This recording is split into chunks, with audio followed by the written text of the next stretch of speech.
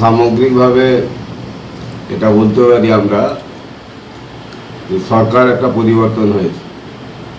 এই সরকার পরিবর্তনের আগে যে সরকার ছিল সেই সরকারের একেবারে উপর থেকে শেষ পর্যন্ত, কারণ সেই সরকারের প্রথম 1-2 নম্বর নেতা থেকে শুরু করে নেত্রী থেকে শুরু করে তারা বিভিন্ন জনসভায় কাউন্টিংয়ের পরে দেখে নেওয়ার যে হুঁশিয়ারি দিতেন এবং সেই হুঁশিয়ারি এবং ভোটের আগের দিনে বাড়ি বাড়ি গিয়ে যেভাবে সন্ত্রাস করা হয়েছে এবং যে সরকার ছিল সেই তৃণমূলের আপনার নেতা কর্মী সভ্য সমর্থক একেবারে বুথ স্তর পর্যন্ত তারা এই হুমকি দিতেন।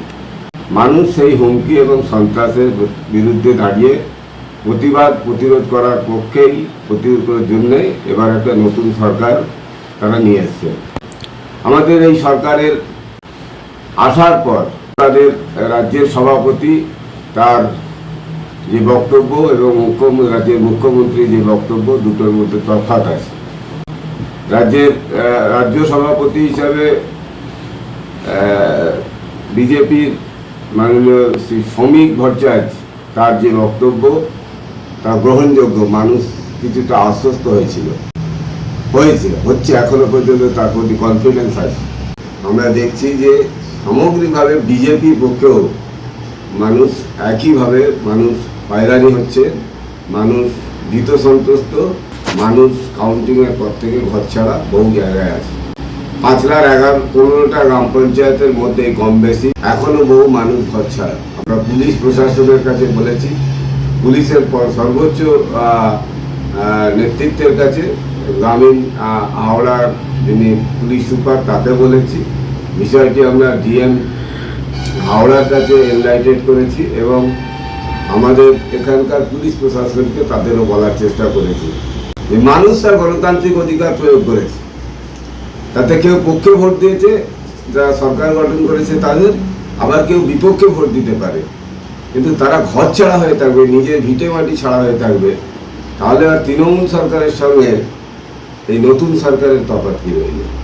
প্রশাসনের কাছে আমরা নিরপেক্ষতা বজায় রাখার আবেদন করছি এবং যারা ঘর ছাড়া আছে তারা প্রত্যেককে তারা যাদের নিজেদের ঘরে আসতে পারে, তারা ফিরে বসবাস করতে পারে, তার সব রকমের দায়ী দায়িত্ব প্রশাসনকে নিতে হবে। এটাই হচ্ছে আমাদের আর্জি। সেই সঙ্গে আমাদের মনে হয়েছে যে মনে নয় এটাই হচ্ছে ঘটনা যে সর্বাধিক প্রায় 50 লক্ষ, 90 লক্ষ তো ছেড়েই দিলাম, একেবারে যারা বিচারাধীন ছিল এরকম প্রায় 50 লক্ষের মতো ভোটারকে তাদের ভোটাধিকার থেকে বঞ্চিত করে এই ভোট হয়েছে। এবং নির্বাচন কমিশনের যে নিরপেক্ষতা, সেই নিরপেক্ষতা কিন্তু এই ভোটার লিস্ট তৈরি করার ক্ষেত্রে কিন্তু তা ছিল না। কারণ রয়ের ফুটকি মানে পড়েনি, সে কারণে তাকে বিচারাধীন করে দেওয়া হয়েছে। রাজ্যের মানে নির্বাচন কমিশন তার যে ভূমিকা, এবং আমরা অবিলম্বে চাইছি আমাদের গত আপনার 12 তারিখে রাজ্য স্তরে একটা সংযুক্ত কিষাণ মোর্চা আছে, যারা কৃষক আন্দোলনের সঙ্গে যুক্ত সারা পশ্চিমবাংলায়, সারা ভারতবর্ষে।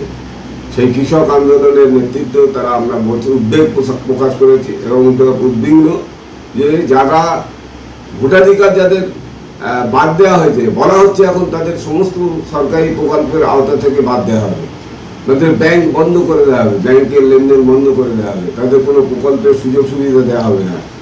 ইতিমধ্যেই শুরু করে দিচ্ছেন ভারতীয় জনতা পার্টির সরকার। সুতরাং এ নিয়ে আগামী দিনে বামপন্থীরা রাস্তায় থাকবেন এবং আমরা চাই সমস্ত ভারতীয় নাগরিক ও পশ্চিমবাংলার নাগরিক যাদের ভোটাধিকার থেকে বঞ্চিত করা হয়েছে তাদের ভোটাধিকার ফিরিয়ে দেওয়া হোক। সমস্ত ভোটাররা তাদের প্রকৃত ভোটাররা তাদের ভোটাধিকার পায়, তার ব্যবস্থা করা হোক এবং যারা ঘর ছাড়া আছেন তাদের ঘরে ফেরার ব্যবস্থা করা হোক।